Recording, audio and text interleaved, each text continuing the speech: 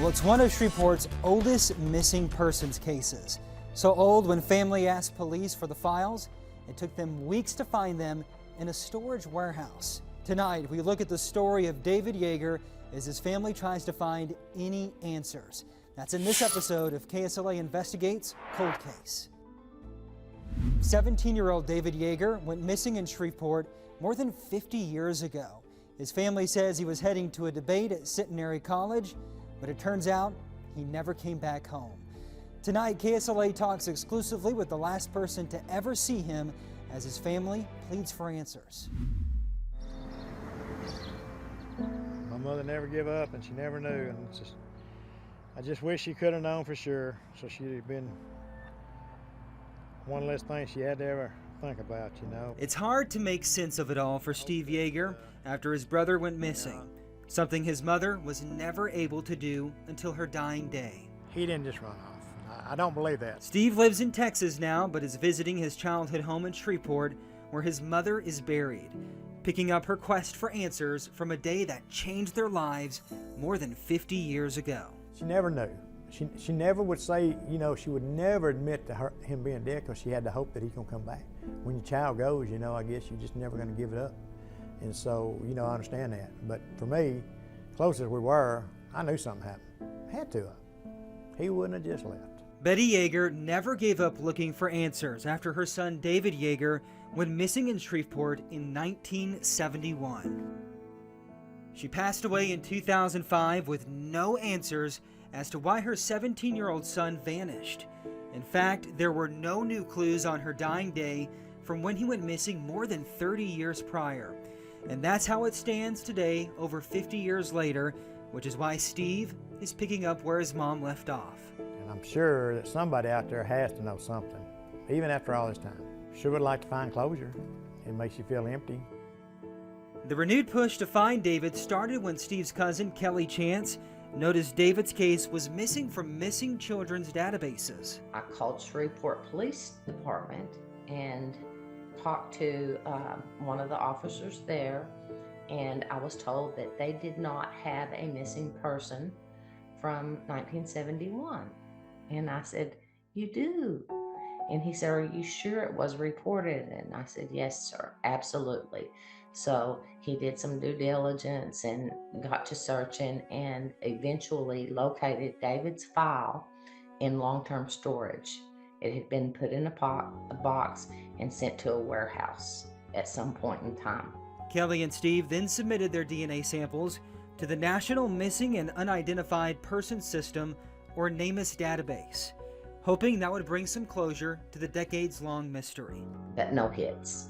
They didn't find David. And I was, I think, a little naive, thinking that they could just put our DNA in there and then one of these unidentified persons would pop up as David. Because we did always feel like that David was abducted. No hits and no answers. But Kelly continued pushing, creating a Facebook group and pushing the cold case in media outlets. Then in early 2024, the National Center for Missing and Exploited Children picked up the case, pushing it out across the nation.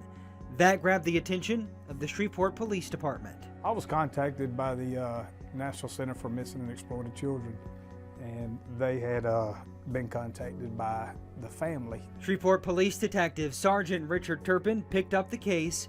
He's been an investigator for around 17 years. There's always hope, and when family members ask us, well, do you think that we need to go ahead and just say that he'll never be found or she'll never be found and that he's deceased? I always tell them, I'm not going to tell you that until there's no more leads in the case, because there's always hope and there's always a lead. But with a case that dates back 50 plus years with no new leads for decades, the family and detectives are looking for any inkling of information. Saturday, March 6, 1971, the last time David was known to have been seen. David was a senior at C.E. Byrd High School in Shreveport, just a few months from graduating. David, Stephen, and their mother lived on Lola Lane in Shreveport. Their father lived in Texas after he and Betty divorced. The Saturday David went missing, his mother was away in Houston, Texas visiting friends. So David and Steve were home alone for the weekend. The day before, Steve recalls David talking about going to a debate at Centenary College that Saturday. I believe it was around 6:30 in the morning, and I heard the door shut, and it woke me up, so I got up and went to the door. And he was walking down the driveway. I don't remember exact words what we said, but he didn't have a ride going over to Centenary College, and so he was going to catch a ride out on Mansfield Highway. We were just a little about a block and a half off of the highway. And so he was going to be hitchhiking. That day, you know, he didn't come home that night, and so the next day he got reported missing on Sunday. Late Saturday night, with no word from David, Steve called his mother in Texas to let her know. She immediately drove back to Shreveport, and they began searching. The police report was filed the next day. Because I do remember that they were upset that they wouldn't allow them to make a missing person report for at least 24 hours. And my mother was upset, you know, because she'd have done anything in the world for us. She did all her life. She worked hard. She sacrificed a lot for us to get us where we were at. Family and friends immediately started searching for David, fearing the worst. Immediately they thought, oh, he must have been hit by a car. There was a lot of swampy lands and wetlands there that they thought maybe he ended up in a ditch or, you know, in an area where you know, he couldn't get help. My dad, he was a postal carrier in Dallas, and my sister says she went with him when they went to Shreveport and helped look for David. It's unknown if David ever made it to Centenary College or if there was a debate even scheduled. Steve is the last known person to ever see David. He's going to Centenary College to that debate. I knew that's where he was going, and that's where he wanted to go. He wouldn't have gone anywhere else. He was very interested in it. It's around an 8-mile trip between the home on Lola Lane and Centenary College. That would take more than 3 hours to walk. Oh, he wouldn't have walked it. He didn't have that much. He wasn't that energetic. No, he'd have caught a ride or tried to catch one. If he didn't, he'd come back home, I'm sure. He'd have never tried to walk that. The hitchhiking was the way he was going to go. I know that for a fact, because I remember that. Back then, routes from Southern Hills, where Mr. Yeager was living, was only traveling was Mansfield Road at the time. You know, we didn't have 3132 and 220 and all those other avenues for people to travel on. Steve was 16 years old at the time and says his mother tried to shield him from a lot of it, but he says police never talked to him, even though he was the last known person to ever see David. I guess in those days, you know, my mother told them what it was, and they just took that, because I think all along they considered it a runaway. I don't think they ever considered foul play, even though he was hitchhiking. I mean, I just don't think they believe that. I don't believe it was a runaway. I'm going to state that right up front, that, you know, it was classified as a missing person. I think they look more as a runaway instead of foul play. We requested all the police reports from Shreveport police involved with David's case. The department only released what it calls the public release copy, saying it's an open investigation and won't release any more details at this time.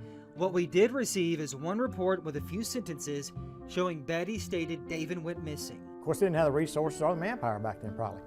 But, you know, just wasn't a lot of effort put out to look for foul play. I think they wanted to look at runaway more. We were close, 13 months apart. We grew up together, and if something like that was going to happen, I believe he'd have told me. If he decided to leave, and her being gone, my mother being gone out of town, you know, and nobody stopped him, he'd have told me, but he didn't. And you're not going to ever make me believe that it wasn't foul play. Looking at the details of the report, there wasn't, like I said, much in the report at the time because of the resources that were available and the knowledge of the detectives at that time that do the investigation. Actually, like I said, over time, there's more investigation techniques that detectives are given. So at the time, their resources probably wasn't available for them for the techniques for the investigation and leads to follow up on and ways to follow up on. Do you think there was a time period back then where they thought maybe he was just a runaway and then this time kept slipping by? It's possible. I'm not sure as far as, you know, kids back in that time were, you know, actually running away from home. I'm sure that, you know, it's possible. After David went missing, he left behind around $200 in a bank account that is still untouched to this day, along with his prized class ring. I don't know how you could have the capability of just disappearing in that time. How could you have the capability with no money, no car, no nothing, a pair of pants and a shirt and a jacket, you know, a pair of shoes? How could you just disappear? But why would you leave when you had everything you wanted? Something happened that day that wasn't good. He was happy. His home life hadn't changed.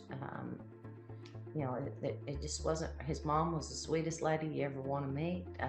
Never heard her raise her voice. She was just a sweet lady.